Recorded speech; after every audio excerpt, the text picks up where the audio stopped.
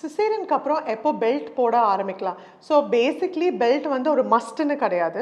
But எதுக்கு belt போடுறோம் அப்படின்னா, முன்னாடி காலத்துலலாம் எல்லாரும் வந்து துணியை நல்லா வச்சு டைட்டாக கட்டுவாங்க, இல்லைனா பெல்ட் போடுவாங்க. அதுக்கு ஒரு பெரிய மித் ஒன்று இருக்குது. சரி பெல்ட் போட்டால் வெஜினல் டெலிவரி சிசேரியனுக்கு பெல்ட் போட்டால் வயிறு உள்ளே போய்டுன்றது. அது கிடையவே கிடையாது. பெல்ட் போட்டால் என்னென்னா நம்மளுக்கு ரொம்ப ஃப்ளாபியாக இருக்கிற வயிறு கொஞ்சம் தூக்கி வரும். அப்போ பேக் பெயின் இல்லாமல் இருக்கும். அண்ட் உங்களுக்கு பொசிஷன், உங்களோட பேக் பொசிஷன் வந்து ஸ்ட்ரெயிட்டாக ஸ்டிஃபாக இருக்கும். நீங்கள் ஃபீட் பண்ணுறதுக்கு ஈஸியாக இருக்கும்.